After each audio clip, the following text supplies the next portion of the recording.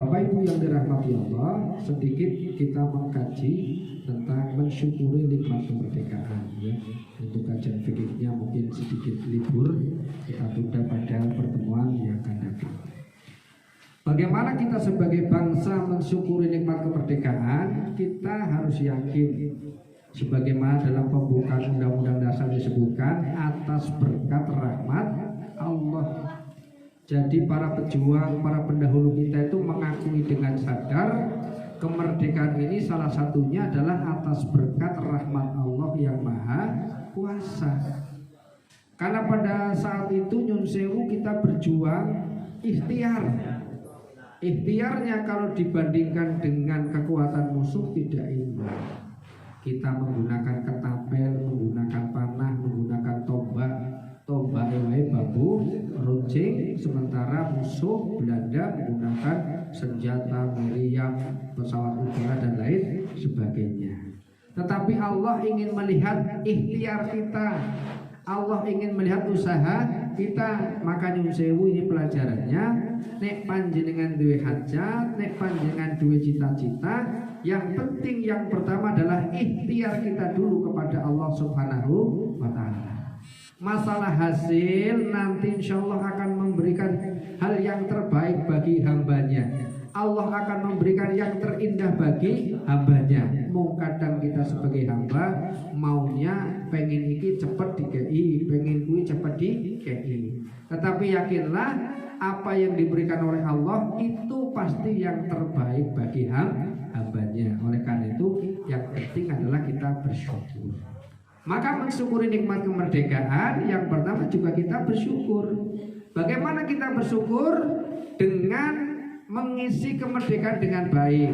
Yang jadi pegawai pemerintah, jadi pegawai pemerintah yang baik, yang jujur, yang adil, yang amanah. Itu bukti pejabat kita mensyukuri kemerdekaan. Yang jadi pedagang yang baik, pedagang yang jujur, tidak ngapusi konsumen, tidak ngapusi pembeli. Karena perdagangan kita bukan saja dipertanggungjawabkan di dunia, tapi juga pertanggungjawabkan di akhirat kelak. Oleh karena itu kita bersyukur alhamdulillah dengan kemerdekaan ini, jenengan bisa dagang dengan enak. Coba kalau Belanda masih di sini, wah, jenengan baru buka warung delo, tiba-tiba anak perang, ora sido dodol, ibadah. Arab lunga, satu lunga, ora sido lunga, mergo ana penjajah. Maka sebagai tanda syukur, jenengan bisa dagang dengan baik, dagangnya sing apik. Dan jangan lupa kalau dagangnya hasil, kalau sudah sesuai dengan aturan, yang wajib bayar pajak bayar pajak, yang wajib bayar zakat bayar zakat. Saya yakin nyun sewu melihat animo peringatan kemerdekaan luar biasa. Dulu yang digambarkan berjuang ya rakyat kecil. Sekarang yang digambarkan mengisi kemerdekaan ya rakyat kecil. Rakyat kecil dia sukarela main bola walaupun ibu-ibu sudah tua. Betul Bu. Itu strikernya Deju ya. Strikernya ada luar biasa. Lomba urunan dewe, betul.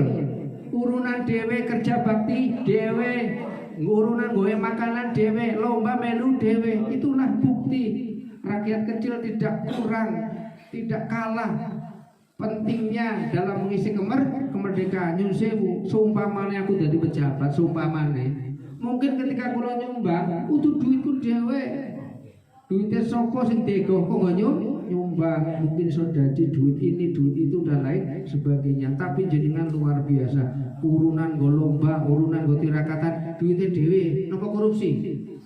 Duitnya dhewe, kok jenengan ora sempat korupsi. Korupsi apa ya ra? Paling korupsi karo bojone ya ra. Payu lupi 10 ngomongnya 3 misalnya. Korupsi karo bojone dhewe. Maka luar biasa, rakyat kecil ini gambaran dia mengisi kemerdekaan dengan darah, air mata, keringatnya sendiri. Amin Allahumma amin. Zaman dulu kita berjuang nyun sewu ini muhasabah. Zaman para penjuang kita, pahlawan kita mengusir penjajah, berjibaku mengorbankan jiwa raga nyun sewu. Sing dihadapi ya bukan hanya penjajah. Para pejuang itu ketika berjuang, yang dihadapi, yang menjadi musuh bukan saja penjajah. Bahkan musuh terbesar dari para pejuang adalah bangsanya sendiri. Ini contoh film saja, walaupun fiksi, walaupun khayalan. Misalnya Joko Sembung, misalnya Si Pitung, Ji dan lain sebagainya. Ketika dia berjuang mengusir Belanda, yang dihadapi bukan saja Belanda, yang dihadapi pada waktu itu Bakul Togel. Jadi musuhnya Si Pitung. Bakul Togel musuhnya Si Pitung, Bakul Miras musuhnya Si Pitung, Mucikari musuhnya Si Pitung. Jadi orang-orang yang dulu bekerja di bidang itu sangat mendukung penjajah. Mereka dinyamankan, diuntungkan dengan situasi yang demikian. Wallahu a'lam kalau zaman sekarang, apakah orang-orang yang mungkin usahanya seperti itu beliau menjadi musuh negara atau tidak, wallahu a'lam. Cuma setahu saya secara resmi orang-orang yang berusaha dengan usaha-usaha yang haram dilarang oleh agama, apapun agamanya, dan dilarang oleh pemerintah apapun hukumnya. Itu secara resmi, secara tidak resmi wallahu a'lam. Wallahu a'lam. Kita tidak tahu. Oleh karena itu kita doakan mudah-mudahan saudara-saudara kita yang mungkin masih berusaha dengan usaha-usaha yang tidak baik, masih berusaha dengan usaha-usaha yang haram, segera menghentikan usahanya, ganti usaha yang halal. Amin Allahumma amin. Pak Ustadz, Pak Yai, Abah, bagaimana kalau udah terlanjur saya jadi pedagang togel, jadi pedagang miras, duitku wis akeh, dunyane wis akeh. Ini aku ngomong asal ngomong lagi. Nek jenengan sugih mergo barang terlarang, nek jenengan sugih mergo usaha sing ora halal, lebih baik hartanya disedekahkan di jalan Allah. Masalah diterima atau tidak itu urusan Gusti Allah. Daripada jenengan wis menang judi, wis menang miras dan sebagainya, digunakan untuk usaha yang tidak baik lagi, dosanya bertambah. Tapi jenengan insaf, tobat, ya Allah, aku sekadung duit oke, tapi duit haram iki piye? Ya wis pasrah karo Gusti Allah, kekno yayasan, kekno masjid, kekno bocah yatim. Masalah diterima atau tidak itu urusan Gusti Allah. Yang jelas, duit halal, duit haram, kalau digunakan untuk kemaksiatan, maksiatnya bertambah. Tapi kalau digunakan untuk kebaikan, walaupun tidak diterima oleh Allah, minimal maksiatnya berhenti. Tapi kalau duit halal, subhanallah, digunakan untuk kebaikan, tambah meningkat kebaikannya. Karena dosa dan pahala dalam kehidupan kita sebenarnya seperti multi level marketing. Jadi mensyukuri nikmat kemerdekaan salah satunya dengan kita menjadi pemerintah yang baik yang di pemerintahan, menjadi pedagang yang baik yang berdagang, menjadi politisi yang baik yang berpolitik, menjadi ustadz kiai yang menyegarkan, yang mengayomi semua kalangan. Itu yang jadi ustadz, yang jadi kiai, jadi mubalik dan seterusnya. Insyaallah kalau masing-masing profesi menempatkan diri dengan sebaik-baiknya, insyaallah kita bisa mensyukuri kemerdekaan dengan baik, sehingga Allah akan menambah nikmatnya kepada kita. Amin Allahumma amin. Yang kedua, ketika kita mensyukuri nikmat kemerdekaan, jangan lupa, jangan hanya lomba, jangan hanya hiburan. Karena mensyukuri kemerdekaan itu kita diingatkan dengan perjuangan para pahlawan. Maka ketika kita bersyukur dengan berbahagia, jangan lupa mendoakan arwah-arwah pahlawan yang telah mendahului kita. Boleh kita doakan malam Jumat, boleh kita doakan malam Rabu, boleh kita doakan setiap saat. Dalam ceramahnya Habib Lutfi bin Yahya menceritakan kepada kita, ketika beliau kecil masih mondok di Purwokerto, kebetulan pondoknya podo. Kalau beliau pondok 6 tahun, saya pondok 6 minggu. Beliau 6 tahun di pondok itu, saya 6 minggu rakuan. Luar biasa, pondoknya pondok Torikoh Raksabandia Kodiriah di daerah Kedung Parung, Duku Waluh, Purwokerto. Ketika beliau pondok situ diceritakan, ketika Abah Yainya pergi perjalanan dari Purwokerto ke Pekalongan, setiap pepergian pada hari 17 Agustus, ketika jam 10 beliau berhenti dalam perjalanan itu. Ngapain berhenti? Karena mengenang detik-detik proklamasi, beliau berhenti tahlil. mendoakan para pahlawan dimanapun kapanpun. Ini contoh keteladanan para ulama, keteladanan para pemimpin ketika beliau mensyukuri kemerdekaan. Jangan lupa mendoakan arwah almarhum almarhumah para pahlawan kusuma bangsa yang telah mendahului kita. Di samping kita mensyukuri kemerdekaan, mendoakan, kita tidak salah. Kita boleh mensyukuri kemerdekaan dengan bahagia, euforia, dengan lomba-lomba boleh. Tetapi kita sebagai orang yang beradab, sebagai orang yang punya akhlak, sebagai orang yang menjunjung tinggi daerah adat ketimuran sesuai dengan agama kita masing-masing, kami menghimbau menyarankan ketika jenengan lomba sing mendidik, lomba sing edukatif, boleh guyon seneng ben awet nom, gimana? Ben seger pikirane, tapi hindari perlombaan yang sifatnya porno, gimana? Ibu-ibu kon ngepit terong, nah menurut saya itu kurang baik. Jenengan kan perlu melu lomba ngono langsung berhenti aja. Nyun sewu saya tidak ikut, gitu aja. Monggo yang lain. Lomba ngepit terong dipindahkan seperti mengajak pikiran kita untuk berpornoan, berrofas, ya nah, oleh karena itu kurangi lomba-lomba yang kayak gitu, yang mendatangkan kepornoan kita kurangi. Ono meneh lomba bapak-bapak kon mangan apel digantung di depan nyun sewu, di bawah perut perempuan. Ini bojone dhewe masih mending ora. Wong bojone dhewe ya ora sopan, apalagi bojone wong liya. Perutnya digantungi apel, sing lanang kon ngrogoti. Nyun sewu ora sopan. Mensyukuri kemerdekaan yang ditebus dengan darah, disebut dengan air mata, diundang pengorbanan jiwa raga, kok seperti itu? Masih mending mowot nang dhuwur kalen tiba kecepuk, lama lucu ora masalah nih ngoten. Mowot nang dhuwur kolam tiba kecemplung ora masalah. Panjat pinang lucu-lucuan ora masalah. Lompat karung ora masalah. Gimana? Pukul air ora masalah. Nyun sewu. Silahkan lomba apa saja, tapi himbauan saya hindarilah lomba-lomba yang mendatangkan porno aksi dan pornografi. Kalau mungkin ada ustadz lain, ada pejabat lain yang mendukung lomba-lomba itu ya silahkan. Tapi saya secara pribadi tidak mendukung. Kalau memang mau diviralkan, mau didebatkan ya monggo silahkan kita siapkan waktu dan tempat. Karena banyak ditunggu oleh setiap orang. Walaupun dukungannya mungkin guyon atau tidak saya tidak tahu. Ya, kalau belum jadi masalah, mungkin nggak masalah. Tapi begitu dan dia menjadi masalah dan ini angin. Nyun sewu, kayak contoh lagu. Dulu saya udah batin. Joko Tingkir itu sultan. Joko Tingkir itu kiai. Joko Tingkir itu ustaz.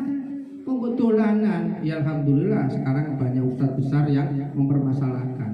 Biar waktu ustaz-ustaz kecil krocok kayak aku ngomong ya ora dikuku ya. Iki Ustaz Anwar Zahid udah mulai protes. Gus Muafik udah mulai protes. Alhamdulillah banyak diprotes oleh kalangan ulama.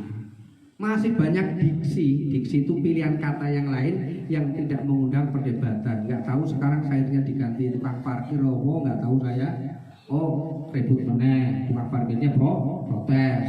Dulu bakul bakso protes kan gitu.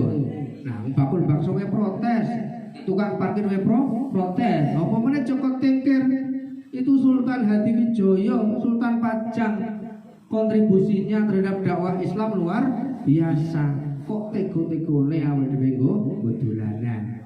Silakan nyanyi, silakan hiburan, tapi jangan merendahkan derajat martabat ulama. Ini himbauan saya. Jadi untuk memperingati hari kemerdekaan, di samping kita berdoa, di samping kita menjadi warga negara yang baik, boleh kita lomba, silahkan lomba-lombanya yang positif, lomba-lombanya yang edukatif, lomba-lombanya yang guyon, ben seger awake nggih, ben seger. Ya perlu guyon urip aja meneng terus nggih, kali-kali perlu guyon. Ibu-ibu nanti pulang perlulah kira-kira sama suaminya, ya apa I love you, kira-kira suami jawab I love you too gitu ya, kira-kira seperti ada guyonan dikit lah.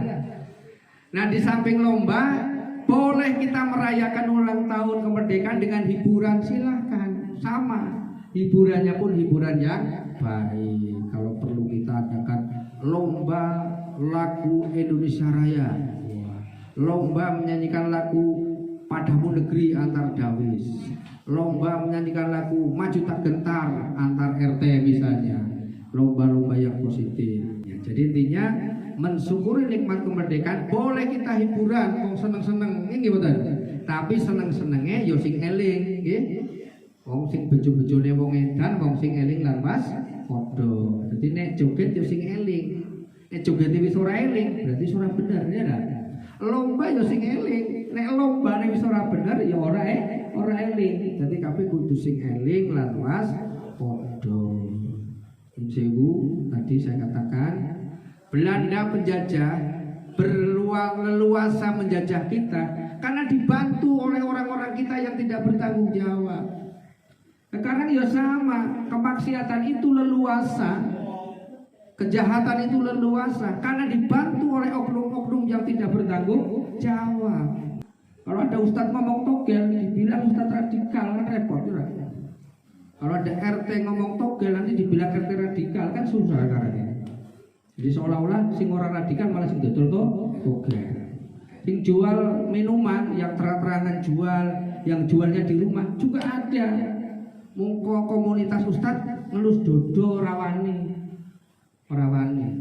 Mungko ana ustad wani ngomong miras, wani ngomong togel, mungkin ketika ngomong ora apa-apa, nanti dicari kesalahan yang lain, jadikan TO baik oleh oknum-oknum penjahat maupun oleh oknum-oknum tertentukan berbahaya. Oleh karena itu himbauannya mari kita sedikit demi sedikit, tidak mungkin kita merubah total tiba-tiba orang sholat terus tiba-tiba sholat 5 waktu tahajud fajar, orang mungkin. Ya bertahap dari tidak sholat maghrib dulu. Sudah sholat maghrib ditambah sholat isya. Alhamdulillah sebulan 2 bulan 2 waktu dijaga. Nanti tambah sholat isya, tambah sholat subuh, itu kita beribadah bertahap. Ngilang ke maksiat juga begitu. Yang tadinya setiap minggu kita tunggu togel, kurangi jadi seminggu, kayak 2 minggu lah. Wis sonahan dikurangi 3 minggu sekali. Nanti tadi 1 bulan, ketoe yo bisa 3 bulan ora tuku, 1 tahun ora tuku. Insyaallah orang itu lebih sering daripada entu. Astagfirullahaladzim, meh entu. Nah, mau meh entu wae. Minggu depannya pengen tuku meneh, padahal mau meh entuk. Tiap minggu mau meh entuk terus ya, ora kroso 2 bulan uangnya habis itu kayak gitu. Saya kalau mau iseng dan usil loh. Kadang lihat tetangga kita, saudara kita, teman kita masuk ke bakul togel mau tak videokan aja. Lah biarin aja. Karena sudah terang-terangan bakul togel yang terang-terangan. Biar masih mending bakul togel tertutup. Saiki bakul togel wis koyo bakul pulsa ya. Tulisannya terang-terangan. Nah, oleh karena itu semua kemaksiatan itu akan hilang apabila kita tidak menjadi pengikutnya, apabila kita tidak menjadi pembelinya. Usaha itu akan semakin berkembang karena yang tuku oke. Jadi ini hikmah kemerdekaan, bagaimana kita meyakini kemerdekaan ini adalah atas berkat rahmat Allah.